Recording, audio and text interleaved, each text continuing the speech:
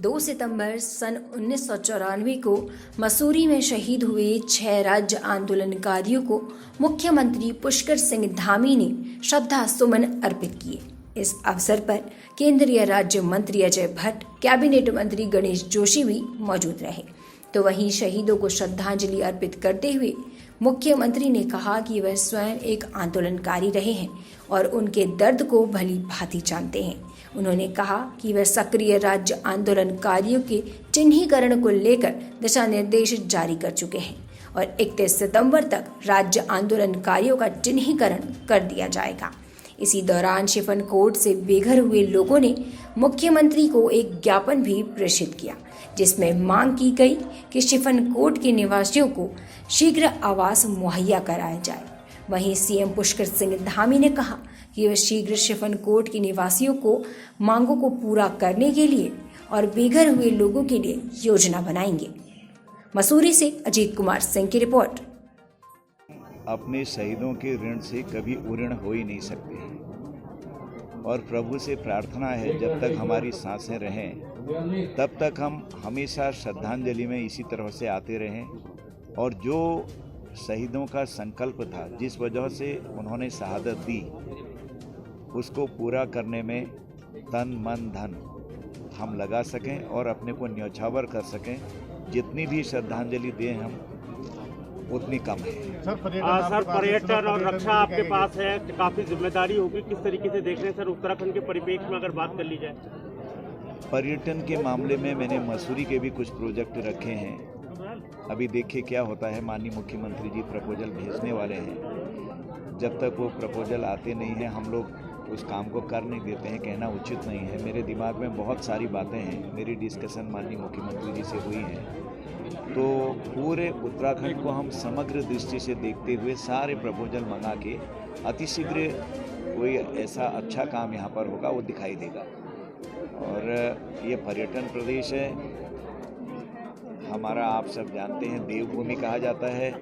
इस समय पर्यटन में काफ़ी यही नहीं पूरे विश्व में पर्यटन का व्यवसाय नीचे को आया है। उसे मेंटेन करने की कोशिश हो रही है। हमारी 4 धाम यात्रा आप देख रहे हैं रुकी हुई है। मुख्यमंत्री जी काफ़ी प्रयास कर रहे हैं उसके लिए, वो सब जुडिस मामला है। इसी तरह से हर चीज़ को हम एक एक करके गहन अध्ययन आजकल चल रहा है। कुछ न कुछ अच्छा परिणाम और अच्छा परिणाम उत्तराखंड के पर्यटन में देखने को मिलेगा। बॉर्डरों पे आपने निरीक्षण करा है, बॉर्डर पे आप गए हैं, कई चीज़ें आपने देखी, आपने खुद कहा कि आंसू आ जाएंगे जिस तरीके से फौजी काम करते हैं। बहुत संघर्ष है। हमारे जितने भी सैनिक हैं, हम तो उत्तराखंड में सैनिक प्रदेश के हैं, 5वां धाम भी हमारा तैयार हो रहा है। तो इतना ज़बरदस्त काम सेना में हो रहा है। आज बॉर्डर रोड तक हम पहुंच गए हैं, बिल्कुल बॉर्डर तक। 19,300 मीटर की सबसे ऊंची रोड जो बन रही है वो हमारे ही देश में बन रही है और दुनिया में नहीं है, और बन चुकी है लगभग। इसलिए बहुत कुछ दिखाई देगा अभी, और जब कुछ दिखाई देगा तब फिर मैं आपके सामने दोबारा आऊँगा, बार बार आऊँगा। ये तो मेरा घर है, उसके परिणाम सुखद होंगे। सर आपने बीआरओ पीडब्ल्यूडी की कल बैठक भी दी थी? बैठक ली थी, बहुत अच्छा काम चल रहा है। दोनों मिल के काम करेंगे भविष्य में, ठीक है ना? अरे हो गया भाई। सर क्या कहना चाहेंगे सर?